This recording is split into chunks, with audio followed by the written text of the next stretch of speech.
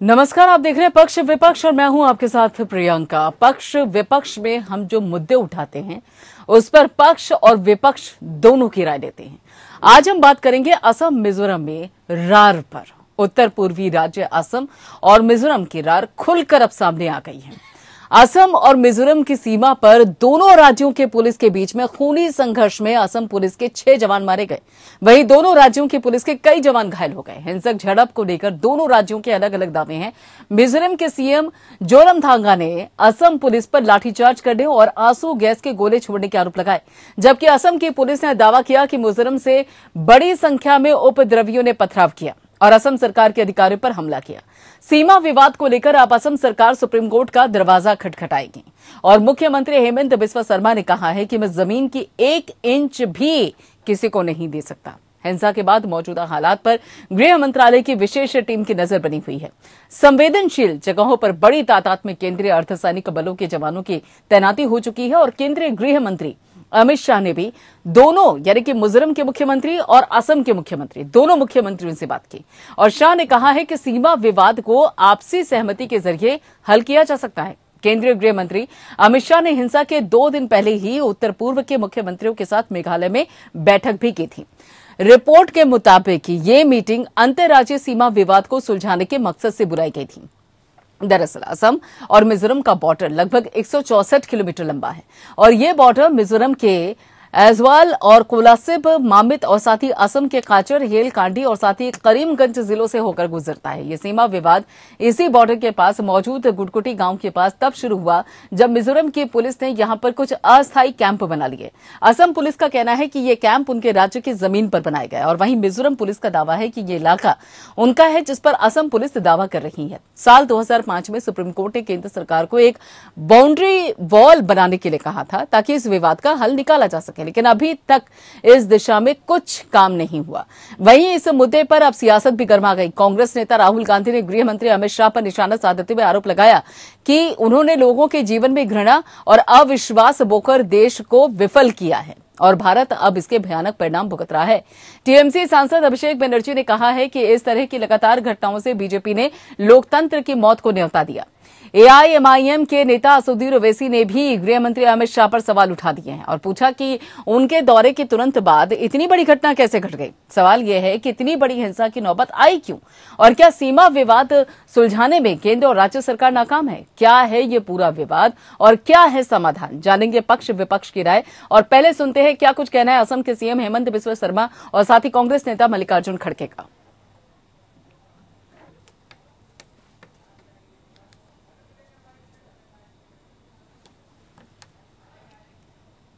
Cannot open fire to civilian, but we can definitely investigate. As the place of occurrence is within the jurisdiction of Assam, we are going to investigate. We are find out that how civilian got the arms. But as long as firing back, we cannot do that because we are Assam is a very responsible state, so we cannot do that. ये दोनों BJP ruled state है और शाह गृह मंत्री है।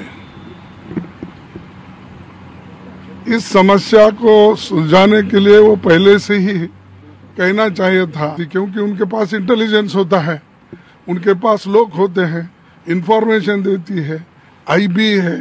ये सब चीजें जब उनको इंफॉर्मेशन है या लेते हैं तो डेफिनेटली इसको टाल सकते थे।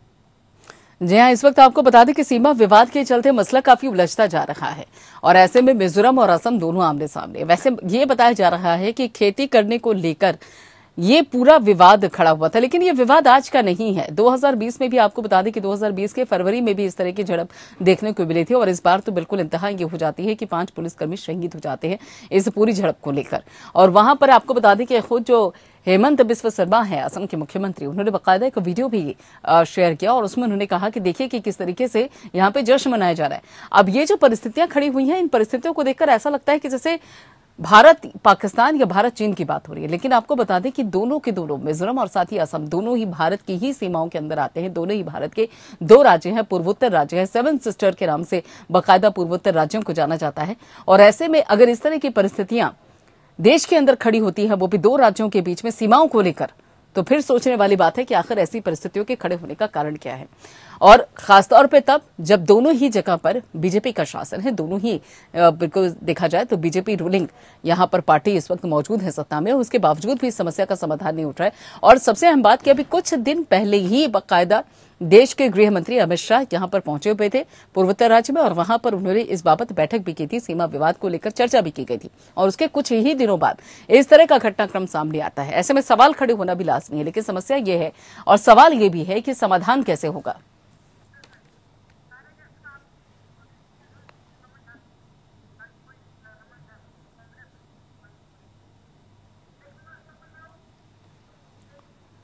तो यहां पर आपको बता दें कि सीमा विवाद को लेकर इस वक्त मिजोरम और साथ ही असम दोनों आमने सामने खड़े हो गए हैं, लेकिन क्यों और इसका समाधान भी कुछ होगा या नहीं, बात करने के लिए हमारे खास मेहमान हमारे साथ जुड़े हैं। आपको बता दें कि नयन हजारिका है जो कि बीजेपी के लीडर हैं, वो हमारे साथ हैं, और उसके साथ साथ रमन झा है स्पोक्स पर्सन कांग्रेस असम के, वो भी हमारे साथ हैं, और रविशंकर जी भी सीनियर जर्नलिस्ट, वो भी हमारे साथ जुड़े। आप तीनों का बहुत बहुत स्वागत है। लेकिन सबसे पहले रमन जी, यहाँ विपक्ष लगातार सवाल ये उठा रहा है कि देखिए गृह मंत्री अमित शाह हैं और अभी थोड़े दिन पहले वहां पर गए भी थे वो पूर्वोत्तर राज्य में बकायदा इसी सीमा मसले को लेकर चर्चा करने के लिए, और उसके तुरंत बाद इस तरह का घटनाक्रम सामने आ जाता है।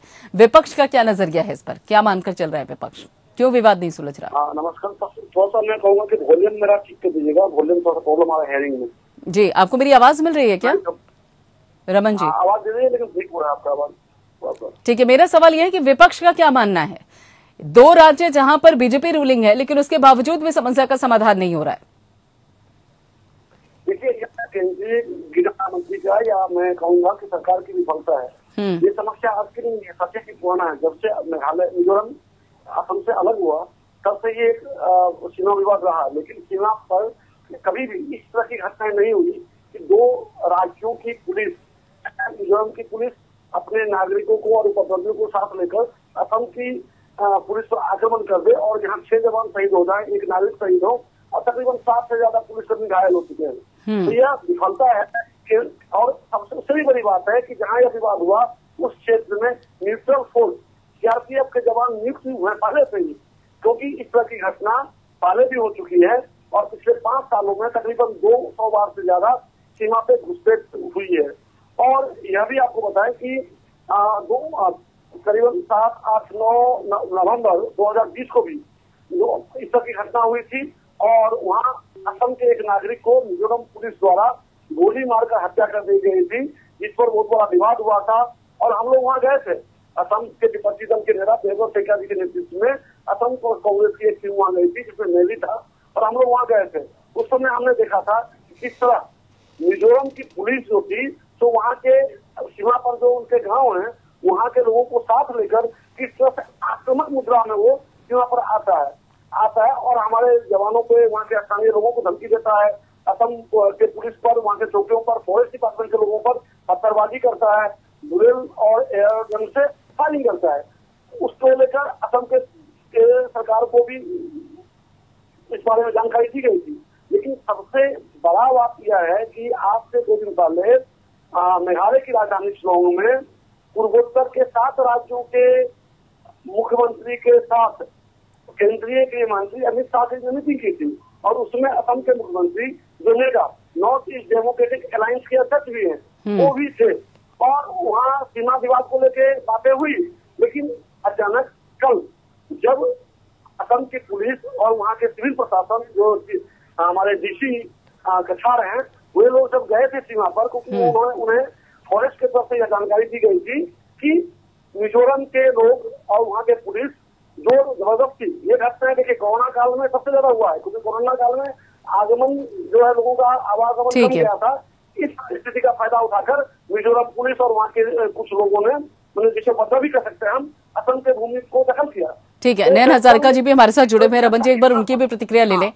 नयन जी, एक बात बताइए, बाकायदा यहाँ असम में भी बीजेपी के मुख्यमंत्री है, ठीक है रमन जी जरा रुकिए, असम में भी बीजेपी के मुख्यमंत्री सत्ता में है और उसके अलावा कर देखा जाए तो मिजोरम में भी बीजेपी रूलिंग है पूरी तरीके से। मुझे समझ में ये नहीं आता कि गृह मंत्री अमित शाह अभी कुछ दिन पहले वहां पर पहुंचते हैं, उसके तुरंत बाद इस तरह के घटनाक्रम देखने को मिलता है और हेमंत बिस्वा शर्मा ने बाकायदा एक वीडियो भी ट्वीट किया है, उस बाबत भी उन्होंने कटाक्ष कर दिया है। समस्या का समाधान निकल क्यों नहीं पा रहा है? कोई सियासत है इसके पीछे या मंशा ही नहीं है समस्या का समाधान ढूंढने की? देखिए, ये एक बहुत ही दुखदजनक घटना है। देखिए, एक्चुअली में ये आज ही का हुआ कोई घटना नहीं है। पिछले 6 महीने से उस तरफ से मिजोरम के तरफ से असम की जो भूमि है वो लेने की कोशिश जारी है, दखल करने की कोशिश जारी है। अभी तो पहले 2 महीनों से हम लोग को पता चला तो वो बिल्कुल स्टॉप कर दिया गया है कि वो नहीं होगा। और देखिए, असम के 2 महीने से पता है, पिछले साल 2020 फरवरी में भी झड़प देखने को मिली थी, आप कह रहे हो 2 महीने से पता है। देखिए, ऐसा डिस्प्यूट आप कहीं पे भी जाइए, 2 स्टेट के बीच तो ऐसा टेंशन हर दिन कुछ ना कुछ चलता ही रहता है। क्यों असम के मेघालय से भी दिक्कत है? सिर्फ एक राज्य के साथ तो समझ में आता है ना, मेघालय से भी दिक्कत है उसे। देखिए, दिक्कत होना और गोलीबारी करना वो दोनों अलग चीज होता है। दिक्कत किसी को हो सकता है, भूमि को लेके हो सकता है, उसमें कोई बात नहीं, लेकिन इस तरह से गोलीबारी करना एक अलग मामला है। जो अभी का सिचुएशन हमारे सामने आया है, हमारे मुख्यमंत्री जी ने इसका आभास पहले ही किया था। उन्होंने न्योता भेजा था बाकायदा, मिजोरम के चीफ मिनिस्टर के साथ उनका बात हुआ है और उन्होंने दोनों में म्यूचुअली एक चीफ सेक्रेटरी लेवल का मीटिंग भी हुआ है दिल्ली में, जिसमें आसाम ने बोला है कि अब तक जहां पे आप लोग हो बस वहीं पे रहेंगे करके एक हम लोग एमओयू अंडरस्टैंडिंग कर लेते, पर मिजोरम के चीफ सेक्रेटरी ने उसमें साइन करने से मना कर दिया। And again I am telling कि ये कोई पॉलिटिकल इशू नहीं है, ये दोनों एक बॉर्डर डिस्प्यूट है। And most importantly the land that Mizoram is claiming is a reserve forest area. उसमें हम किसी तरीके का कंस्ट्रक्शन इलीगल है, चाहे वो पुलिस चौकी हो, किसी का घर बनाना हो, इलीगल है। और हमारे मुख्यमंत्री जी के तरफ से बार बार ये संवाद जा रहा है कि आप मिजोरम के chief minister satellite, Indian satellite हो, फॉरेन सैटेलाइट हो, कोई भी सैटेलाइट के जरिए जो जहां पे मतलब बाउंड्री निर्धारण करेंगे, आज से हम वही मान लेते हैं। इस तरीका का भी वार्ता हमारे ओर से गया है। तो Assam is playing a very vital role as a big brother. हम डिस्प्यूट नहीं चाहते। एक देखिए, ये बहुत ही दुखदजनक घटना होता है। क्या यही समस्या है नयन जी कि असम अपने आप को बिग ब्रदर साबित करना चाहता है? कहीं ऐसा तो नहीं है कि यही असल समस्या हो? हम कभी भी अगर बिग ब्रदर साबित करने चाहता होता तो हम जाते ना लैंड लेने। हम लोग लैंड डिस्प्यूट करते। असम के तरफ से तो कुछ नहीं हुआ। हमारे 6 असम पुलिस के 6 जवान को हत्या कर देगा, फिर भी एक भी गोली असम के तरफ से, असम के जो पुलिस के तरफ से नहीं मारा गया, क्योंकि वो भी हमारे इंडियन सिटीजन नहीं। लेकिन मिजोरम की तरफ से तो ये भी कहा जाता है, मिजोरम सरकार की तरफ से कहा जा रहा है, प्रशासन की तरफ से कहा जा रहा है कि उनके जो गांव के थे वहां पे झोपड़ियां थी उनको भी जलाया गया है और उनके लोगों के साथ मारपीट भी की गई है, ये भी उनकी तरफ से कहा जा रहा है। देखिए, ये बिल्कुल सरासर झूठ बात है, गलत बात है। देखिए, हम लोग बार बार कह रहे हैं ये जो हिंसा हुआ है वो कहाँ पे हुआ है? वो असम के टेरिटरी के अंदर में हुआ है। और वो क्या जगह है? वो एक रिजर्व फॉरेस्ट है। उसके अंदर आप कोई भी घर बनाना सब इलीगल है। We have to think of our future generation, that's why we have kept it as a reserve land, reserve forest. तो उसके अंदर कोई घर नहीं है। उन्होंने खुद बोला है कि उन्होंने चौकी बनाया है, रास्ता बनाना है, ये सब इलीगल है जो भी हो रहा है। तो असम गवर्नमेंट ने सुलह करने के लिए हमारे डीसी गए करीमगंज के, हमारे एसपी गए, हमारे जवान के साथ डीएफओ ने खबर किया तो डीएफओ गए, तो एक सुलह करने के लिए वो लोग गए थे। उसके बाद गोलीबारी हुई, हमारे एसपी को भी गोली लगा है, वो अभी मतलब आईसीयू में है, हमारे 6 जवान शहीद हो गए। तो ये सब चीजें अगर असम की तरफ से पहल होता, अगर हमें उनका जमीन हड़पना या लेना होता, उस तरीके का गतिविधियां असम की तरफ से होती। अब 6 उनके भी पुलिस पड़े हुए थे, पर असम कभी नहीं चाहता। Assam is always in the is always in for piece. हम लोग पीस चाहते हैं। और मिजोरम के जो सीएम है उनके साथ हमारे माननीय मुख्यमंत्री जी का बार बार फोन से भी बात हुआ है। ठीक है, आपकी बात आगे रहेंगे। रविशंकर जी, बिल्कुल ऐसा लग रहा है जब यहाँ पे कहते हैं ना नयन जी की देखिए 2 पक्ष, हम उनकी जमीन नहीं हड़पना चाहते हैं, हमारे यहाँ के 5 जवान शहीद होकर, ये सच में अगर देखा जाए तो कहीं ना कहीं शोकग्रस्त वाली खबर है ये, और अपने आप में सोचने वाली बात है कि स्थिति यहाँ तक पहुंच जाती है कि झड़प के बाद गोलीबारी हो जाती है। अब इन परिस्थितियों में आपको ऐसा लगता है कि भारत के 2 राज्यों की बात हो रही है? ऐसा लगता है कि जैसे भारत पाकिस्तान का जिक्र हो रहा है या भारत चीन का जिक्र हो रहा हो?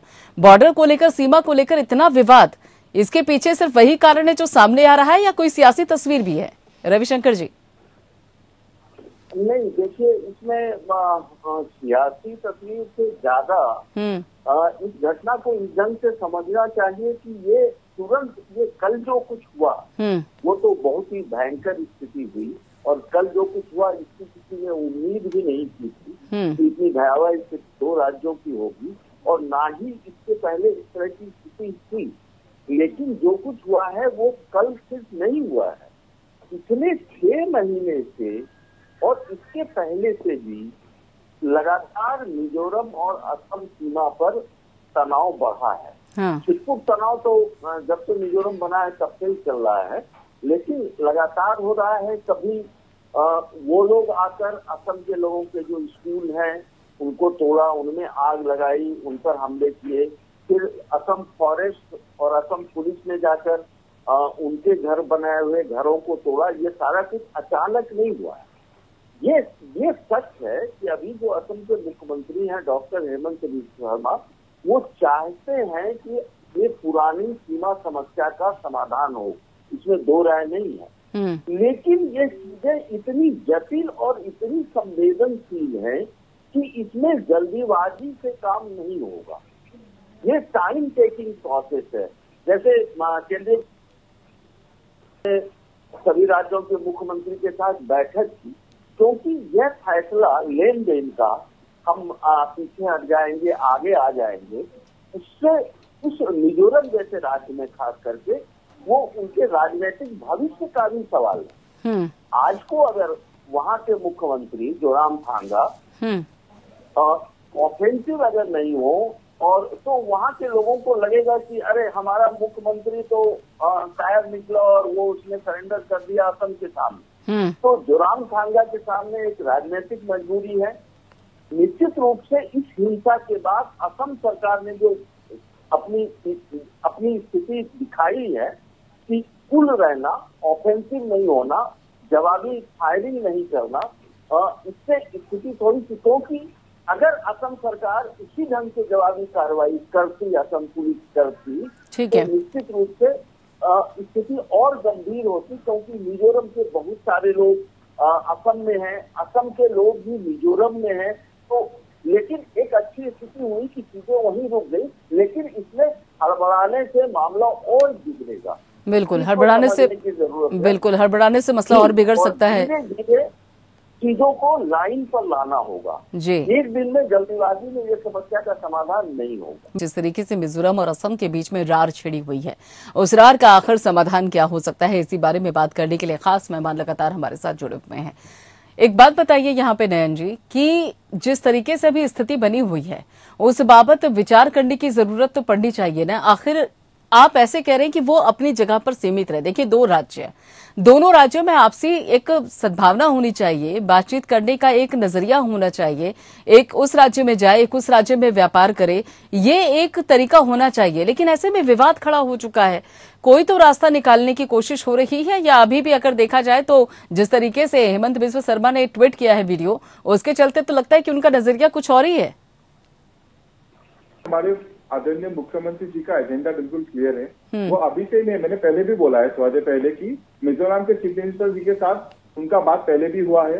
एक चीफ सेक्रेटरी लेवल का मीटिंग भी हुआ था दिल्ली में, जिसमें ये पहल गया था कि जो जहाँ पे है वहीं पे रहे, एक सीमा जो है अभी का उसी को मेंटेन करे, और ये जो डिस्प्यूट है वन सिक्स फॉर ऑल हम लोग इसको खत्म करें।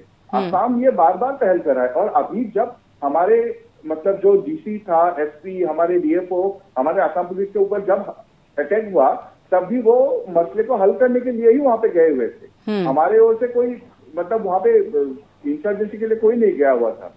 वहां पे मसले को हल करने के लिए गया था on discussion, between the discussion. हमारे जो असम पुलिस है उनके ऊपर अटैक हुआ है, हमारे एसपी भी घायल है इसमें। देखिए, इस पर देखिए 2 आईपीएस, उनका भी जो डिस्ट्रिक्ट पुलिस सुपरिटेंडेंट है उनको बुलाया गया था। 2 आईपीएस जब आपस में बैठ के बात करे, उसी समय हमारे ऊपर अटैक होता है, हमारे असम पुलिस के ऊपर। असम पहल कर रहा है शांति का। देखिए, आपको पता होगा Guwahati is the gateway of north east. सारे जितने भी इकोनॉमी एक्टिविटीज होता है, जितने भी होता है, सब कुछ उनके बच्चे हमारे गुवाहाटी में बिल्कुल शिक्षा के लिए आते, पढ़ाई करे, वहाँ के लोग यहाँ पे बिजनेस कर रहे हैं। एक पूरा इकोनॉमी जो है उनका वाया गुवाहाटी ही होके जाता है, वाया असम ही होके जाता है। अभी कोई इकोनॉमिक ब्लॉकेज इस तरीके का बात हम लोग बिल्कुल नहीं कर रहे हैं। इसके ऊपर हमारे मुख्यमंत्री जी ने अभी जितने भी मिजोरम के लोग हैं उनके पास सिक्योरिटी अलॉट कर दिया है, पुलिस के जवान भेज दिए उनके पास। ठीक है रमन जी, हमारे ओर से बिल्कुल पहल है कि शांति हो।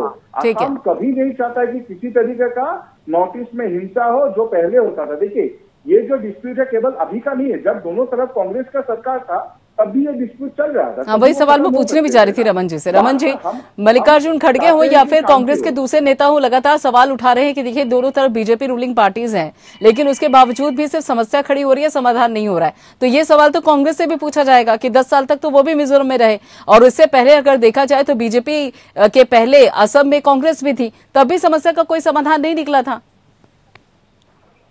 देखिए, ये समस्या पुराना है, ये मैं मानता हूँ कि जब से मिजोरम असम से अलग हुआ है उसके बाद ही जो सीमा निर्धारण की गई थी उसको लेकर मिजोरम खुश नहीं है।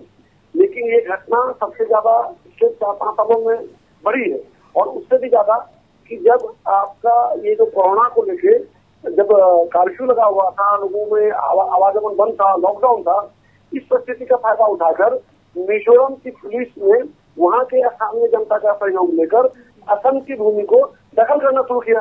कल भी जो घटना हुई है वह सीमा पर नहीं हुआ है, वह असम के भूमि पर हुआ है। मिजोरम के तरफ से लोग असम में प्रवेश कर गए थे, असम की भूमि पर मिजो पुलिस अपना जो है वो पोस्ट बना के रखे हुए थे, बैरिकेड बनाए थे, वहाँ बना के रखे हुए थे, और जिसे हटाने के लिए जब असम पुलिस गई और हटाने के लिए उनसे बात करने के लिए उन्हें नोटिस दे रही थी फॉरेस्ट डिपार्टमेंट की तरफ से कि आपने असम के जो जंगल का भूमि है, फॉरेस्ट लैंड है, उस पर दखल किया है, आप फॉरेस्ट को नष्ट न करें, यहाँ केला को न खाते, जंगल को न खाते। ये घटना तब जाके अचानक मिजोरम की तरफ से हुई है। अब दुखद बात यह है कि उधर जो मिजोरम की सरकार है वो भी नेता की और एनडीए की सदस्य है, और असम में भी जो बीजेपी की सरकार है और इसके मुख्यमंत्री खुद नेता के अध्यक्ष है। तो एक दिन पहले गृह मंत्री आके गए हैं और दूसरे दिन ही इस तरह का घटना होता है। ठीक है, तो ये दुर्भाग्यजनक है, ये दुर्भाग्यजनक है। रविशंकर जी, वैसे ये बात रमन जी की गौर करने लायक है कि वहां पर गृह मंत्री पहुंचते हैं और उसके बाद इस तरह का घटनाक्रम देखने को मिलता है। इससे तो पता चलता है कि या तो गृह मंत्री की बात को कोई संवेदनशीलता के साथ ले नहीं रहा, गंभीरता के साथ ले नहीं रहा है, और करनी अपनी मनमर्जी है। तो इसे तो गृह मंत्रालय का फेलियर ही मानेंगे ना। रविशंकर जी, जल्दी से देखिए, इसमें गृह मंत्री की बैठक का और इस घटना संजोग यह है कि केंद्रीय गृह मंत्री की बैठक हुई शिलांग में, और उसके 2 दिन के बाद ये घटना घट जाती है। लेकिन इस घटना का उस बैठक से कोई लेना देना नहीं है। वहाँ पर जो माहौल है, हम लोगों को जमीनी स्थिति पता है कि पहले से तनाव की स्थिति, और इसके बाद जब असम पुलिस गई है वहाँ पर, उनसे नई सड़क बन रही है फॉरेस्ट अंदर में, और वहाँ पर पुलिस चौकी बन गई है, इसको हटाने के लिए उस क्रम में हुआ। देखिए, ये है कि निश्चित रूप से जब मिजोरम राज्य बना और मेघालय राज्य दोनों एक साथ बने, उस समय सीमा का स्पष्ट निर्धारण क्यों नहीं किया गया? उस समय तो कांग्रेस की सरकार थी, और उसी समय असम का विभाजन भी हुआ था। जैसे झारखंड और बिहार में, झारखंड बना बिहार से कटकर, झारखंड बिहार में आज के दिन में तो कोई सीमा विवाद है नहीं, तो उसकी स्थिति स्पष्ट कर दी गई। यहाँ हर राज्य के मामले में, अरुणाचल का मामला हो, नागालैंड से एक अलग मसला है, नागालैंड ने तो इन सारी चीजों को स्वीकार ही नहीं किया है, वो तो यायम्बू संधि की बात कर रहे हैं। लेकिन मेघालय और मिजोरम का विवाद इतना जटिल उस समय नहीं था।